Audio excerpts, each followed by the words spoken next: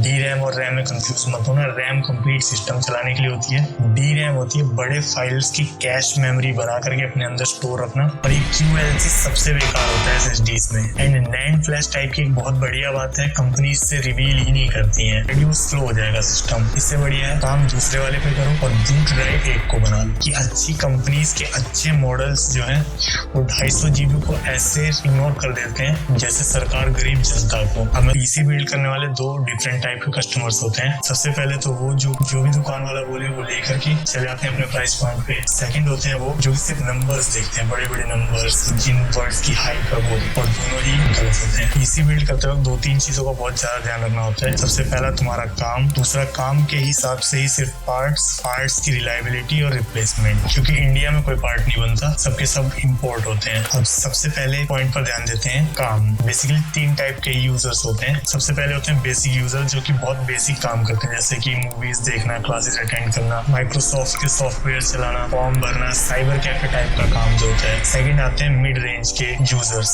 जैसे coders, developers और basic editors और डिजाइनर्स या लो रेजोल्यूशन वाले गेमर्स। थर्ड टाइप के होते हैं एक्सट्रीम यूजर्स जैसे कि जो कोडर्स कंपाइलेशन करते हैं बहुत ज्यादा, एडिटर्स जो 4K 8K वीडियो एडिट करते हैं, गेमर्स जो हाई रेजोल्यूशंस पे गेम खेलते हैं, 3D की कॉम्प्लेक्स रेंडरिंग वाले। तुम अपने हिसाब से इन लेवल्स में बांट सकते हो अपने आप को, या फिर अगर तुम्हारा थोड़ा सा भी फ्यूचर में कुछ प्लान है आगे करने का तो तुम एक लेवल ऊपर का सोच सकते हो। कौन ही होगा जो अपने लाइब्रेरीज के C ड्राइव में बहुत फैंसी नंबर देखने के शौकीन ना हो, जैसे 1 TB 2 TB 4 TB, but due to some technical issues हमें वो दिखाई नहीं देते हैं। तो अब अपने टेक्निकल इश्यूज को ध्यान में रखते हुए हम पार्ट सेलेक्ट कर लेते हैं। अब साइज सिलेक्शन बहुत ज्यादा इंपॉर्टेंट है, क्योंकि जो तुम्हारा बूट ड्राइव होता है उसको सफिशिएंट स्टोरेज मिलना बहुत ज्यादा जरूरी है। अब आते हैं बेसिक यूजर पर। तो देखो तुम्हारे लिए 250 GB बहुत ज्यादा इनफ है, और NVMe में मत जाना, बिना फालतू के पैसे वेस्ट होंगे। उतने में बहुत अच्छी SSD तुमको मिल जाएगी। NVMe के साथ प्रॉब्लम ये है कि अच्छी कंपनीज के अच्छे मॉडल्स जो हैं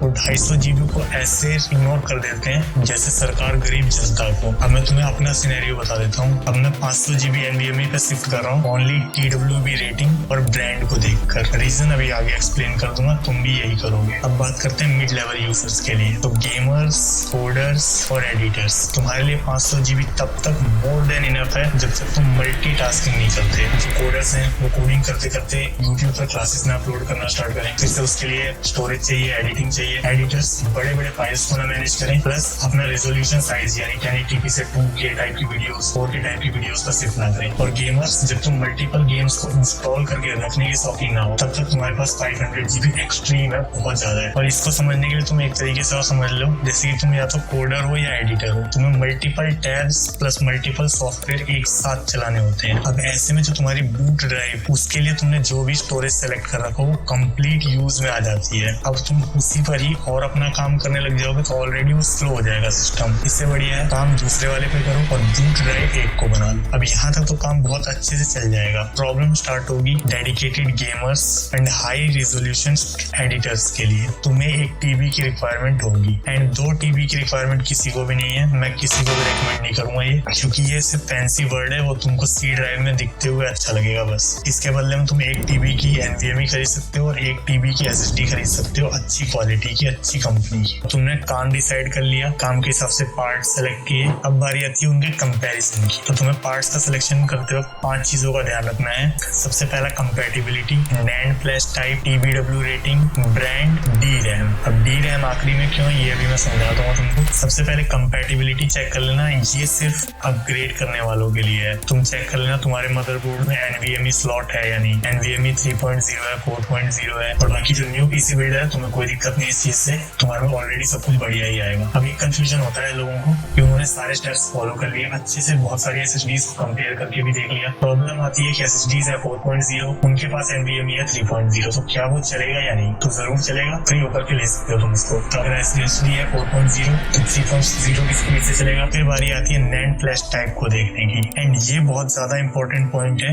इंपॉर्टेंट है क्योंकि यही SSD की स्पीड और उसकी परफॉर्मेंस को बताता है। एग्जाम्पल के लिए एक पर्सन 10 kg के ब्लॉक को इजीली उठा सकता है। अब 4 सिनेरियोज इमेजिन करो। पहला सिनेरियो, उसमें एक ही 10 kg का ब्लॉक है। सेकंड सिनेरियो, उसमें 2 10-10 kg के ब्लॉक हैं। थर्ड सिनेरियो, उसमें 3 10-10 kg के ब्लॉक हैं। फोर्थ, उसमें 4 10-10 kg के ब्लॉक हैं। अब कंडीशन है हर केस में जितने भी ब्लॉक हैं उनको एक ही बार में उठा लेना है। तो आपके हिसाब से वो पर्सन किस सिनेरियो में बहुत इजीली उठा लेगा ब्लॉक्स को? तो आप सभी में से यही कहेंगे कि फर्स्ट केस में एक ही ब्लॉक है तो उसको उठा लेना बहुत ईजी है। एंड फोर्थ में 4 ब्लॉक्स हैं तो उसमें ज्यादा लोड पड़ेगा। सेम केस आता है नैंड फ्लैश टाइप में। ये भी डाटा प्रोसेस करवाता है 0 और 1 की फॉर्म में, और ये 4 टाइप का होता है। सबसे पहला SLC, सिंगल लेवल सेल। ये सेल एक बार में 1 बिट डाटा को प्रोसेस करता है। सेकंड आता है मल्टी लेवल सेल, ये एक बार में 2 बिट डाटा को प्रोसेस करता है। थर्ड आता है TLC, ये एक बार में 3 डाटा को प्रोसेस करता है। और फोर्थ आता है QLC, एक बार में 4 डाटा को प्रोसेस करता है सिंगल सेल्स। और ये QLC सबसे बेकार होता है SSDs में। और जो ये TLC है ये mobile, memory cards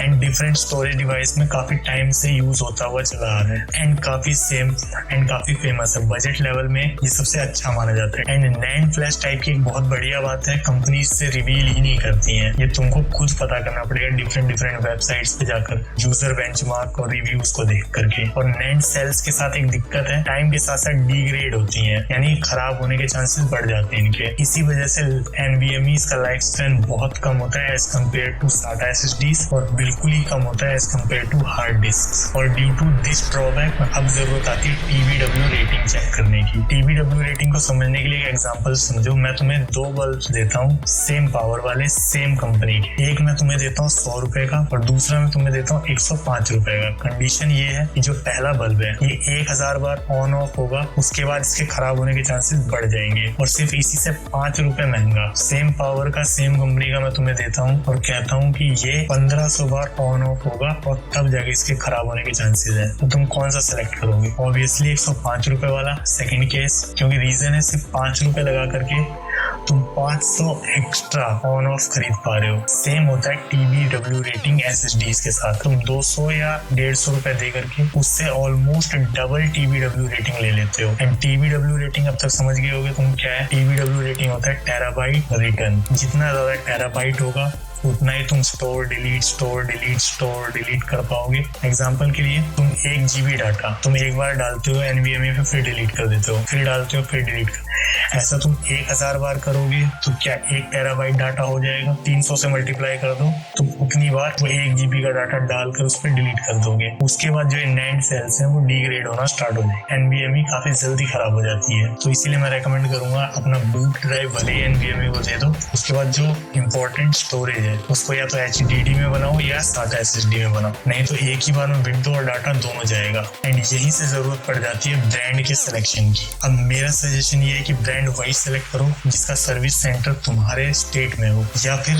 maximum users जो रेकमेंड करें उसको ले लो। और न्यू ब्रांड पर उतना ज्यादा भरोसा मत करो, क्योंकि ब्रांड्स नंबर तो बहुत हाई दिखाते हैं बट उनकी परफॉर्मेंस और एफिशिएंसी बहुत ही ज्यादा एवरेज होती है। अब आते हैं सबसे हाइप वाले टॉपिक DRAM पर। सिंपल भाषा में मैं कहूँ, अगर तुम 8K या 4K एडिटर हो, या फिर तुम हाई रेजोल्यूशन गेमर हो, या फिर तुम 3D कॉम्प्लेक्स रेंडरिंग करते हो, तो तुम्हारे लिए DRAM जरूरी है, नहीं तो कोई फायदा नहीं है। एग्जांपल के लिए तुम एक स्कूल स्टूडेंट को 1 लाख का जूता पहनाओ और वही वर्ल्ड के नंबर 1 रेसर उसेन बोल्ट को स्कूल शूज पहनाओ और दोनों को एक ही रेस में भगाओ, तुम्हारे हिसाब से कौन जीतेगा? ऑब्वियसली उसेन बोल्ट, क्योंकि वो भागता तेज है और स्कूल शूज बहुत थोड़ा सा उसकी परफॉर्मेंस डाउन करेगा। लेकिन स्कूल स्टूडेंट को वो जो 1 लाख का जूता वो इतनी तेज नहीं भगा देगा कि वो उसेन बोल्ट पर आ दे। सेम यही केस होता है तुम्हारे PC पार्ट्स में। स्कूल स्टूडेंट है तुम्हारा 50-60 हजार का PC और उसेन बोल्ट है 1.5 से 2 लाख का PC, जिसमें अच्छा GPU, अच्छा प्रोसेसर, अच्छी रैम,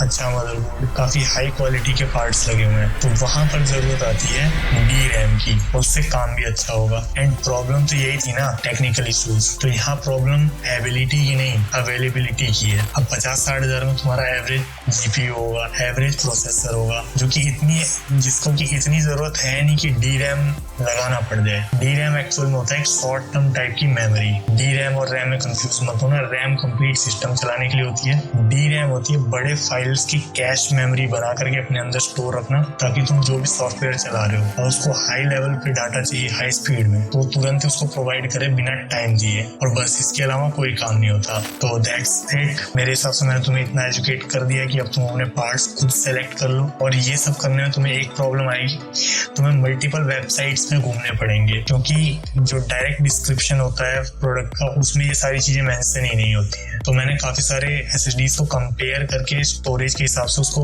ऑर्डर में लगा दिया, डिस्क्रिप्शन में देख लेना उसको। बाकी तुम खुद जितना हो सके उतना कंपेयर करो, ताकि तुम्हें अपने PC के बारे में ज्यादा नॉलेज और होती जाए। बाकी मैं पूरे पार्ट्स पर बनाऊंगा वीडियोस, थोड़ा टाइम लगेगा बट एक अच्छे से कंप्लीट बनाऊंगा।